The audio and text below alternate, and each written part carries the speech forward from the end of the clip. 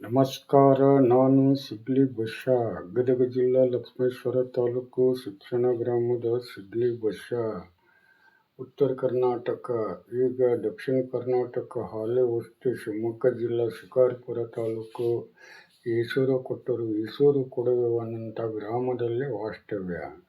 ಇವತ್ತು ಯಾರ ಬಗ್ಗೆ ಈ ಮಾತು ಹೇಳಲಿಕ್ಕೆ ಇಷ್ಟಪಡ್ತೀವಿ ಅಂದ್ರೆ, ಇವತ್ತು ನಾ ಕಂಡ ಆಲ್ ಕರ್ನಾಟಕ 7 ಸೆಂಟ್ರಲ್ ಜೈಲುಗಳನ್ನು 14 ವಯಸ್ಸಿನಿಂದ ರಿಮಾಂಡ್ ರೂಮ್ನಿಂದ ಆಲ್ ಕರ್ನಾಟಕ 7 ಸೆಂಟ್ರಲ್ ಜೈಲು ಸುತ್ತಿ ಪ್ರತಿಯೊಂದು ಸರ್ವೆ ಮಾಡಿ ಆ ಜೈಲಿನಲ್ಲಿ ಇರ್ತಕ್ಕಂಥ ವಿಚಾರಣೆ ಬಂದಿಗಳಾಗಿರಲಿ, ಕೈದಿಗಳಾಗಿರಲಿ, ಇವರುಗಳ ಬಗ್ಗೆ ಸಂಕ್ಷಿಪ್ತವಾದಂಥ ಮಾಹಿತಿ ತಿಳ್ಕೊಂಡು 511 ಕ್ರಿಮಿನಲ್, 158 ಸಿವಿಲ್ ಪ್ರಕರಣಗಳೊಳಗಡೆ ಆರೋಪಿಗಳು ಬಂಧನದಲ್ಲಿ ಇರುವಾಗ ನ್ಯಾಯಾಧೀಶರು had the crime but not the criminal ಅನ್ನಂಥ ಪದ ಇವತ್ತು ಜೈಲು ಗೋಡೆಗಳ ಮುಂದೆ ಬರೆದಂಥ ಇತಿಹಾಸವನ್ನು ನೋಡಿ ಒಳಹೊಕ್ಕು ನಾನು ಜೈಲು ಅನುಭವದಲ್ಲಿ 33 ವರ್ಷ ಅನುಭವದಲ್ಲಿ ನಾ ಕಂಡಂಥ ವಿಚಾರಗಳು ಏನಪ್ಪ ಅಂದ್ರೆ, ಯಾವುದೇ ಒಬ್ಬ ಆರೋಪಿ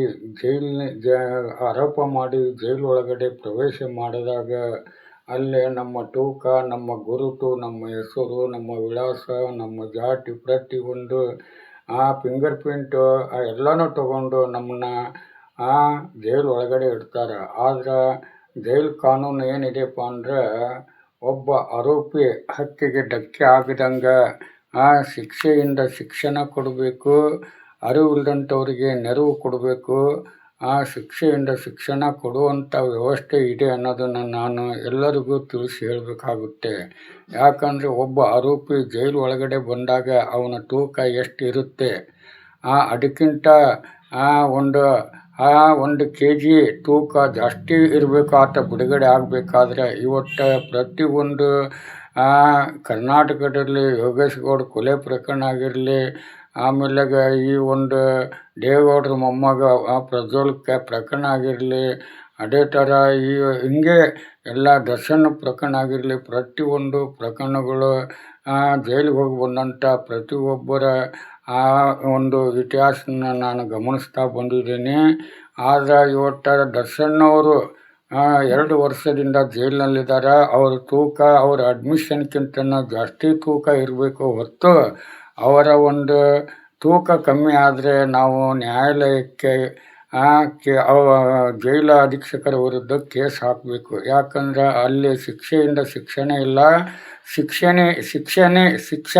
ಶಿಕ್ಷೆ ಇದೆ ಅನ್ನೋದ್ರ ಬಗ್ಗೆ ದರ್ಶನ್ ಅವ್ರನ್ನ ನೋಡಿ ನಾವು ತಿಳ್ಕೋಬೇಕು. ಇವತ್ತು ಅವರ ಆರೋಗ್ಯ ಪರಿಸ್ಥಿತಿ ಸರಿ ಇಲ್ಲದ ಕಾರಣ ನ್ಯಾಯಾಲಯಗಳು ಆತನ ಯೋಗಕ್ಷೇಮದ ಬಗ್ಗೆ ವಿಚಾರಿಸಬೇಕು, ಆತನ ತೂಕವನ್ನು ಪರಿಶೀಲಿಸಬೇಕು. ಆತನ ಜೀವನ ಹದಗೆಟ್ಟ ಕೆಡಲಿಕ್ಕೆ ಕಾರಣ ಏನಂದರೆ ಜೈಲು ವಾತಾವರಣ. ಇವತ್ತು ಪ್ರತಿಯೊಂದು ಅಪರಾಧಿಗಳಿಗೆ ಅತ್ಯಾಚಾರ ಆಗಿರಲಿ, ಡಕಾಯಿತಿ ಆಗಿರಲಿ, ಮರ್ಡರ್ ಆಗಿರಲಿ, ಭ್ರಷ್ಟಾಚಾರ ಆಗಿರಲಿ, ಇಂಥ ಅಪರಾಧಗಳಿಗೆ ಸಾರ್ವಜನಿಕ ಕೈದಿಗಳ ಜೊತೆಯಲ್ಲಿ ಬೆರೆತು ಕಾಲ ಹಗರಣ ಮಾಡ್ತಾರೆ. ಆದರೆ ವಿಶೇಷವಾದಂಥ ಪ್ರಕರಣ ಅಂತಂದು ಘೋಷಣೆ ಮಾಡಿ ಇವತ್ತು ದರ್ಶನ್ ಅವ್ರನ್ನ ಸೆಲ್ನಲ್ಲಿಟ್ಟು ಅವರಿಗೆ ಮಾನಸಿಕ ಹಿಂಸೆ ಕೊಟ್ಟು ಇವತ್ತು ಅವರ ತೂಕದ ಅಳತೆ ಕಡಿಮೆ ಆಗ್ತಾ ಬರ್ತಾ ಇದೆ ಹೊತ್ತು, ಅವರ ಆರೋಗ್ಯ ಹದಗೆಡ್ತಾ ಇದೆ ಹೊತ್ತು, ಇದರ ಬಗ್ಗೆ ನ್ಯಾಯಾಲಯ ಆಗಲಿ, ಅವರ ಪ್ರಕರಣವನ್ನು ಎತ್ತಿಕೊಂಡಂಥ ನ್ಯಾಯವಾದಿಗಳಾಗಿರಲಿ ಮತ್ತು ಅವರ ಅಭಿಮಾನಿಗಳು ಎಚ್ಚೆತ್ಕೋಬೇಕು.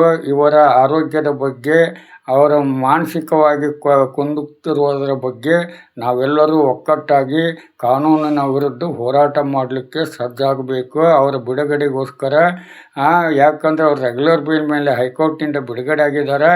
ಇವತ್ತು ರಾಜಕಾರಣಿಗಳು ಇವತ್ತು ಅವ್ರನ್ನ ಮತ್ತು ಮಾಧ್ಯಮಗಳು ಹೋಗಿ ಸುಪ್ರೀಂ ಕೋರ್ಟ್ನಲ್ಲಿ ಅವರು ಬೇಲ್ ಕ್ಯಾನ್ಸಲ್ ಮಾಡಿದ್ದಾರೆ.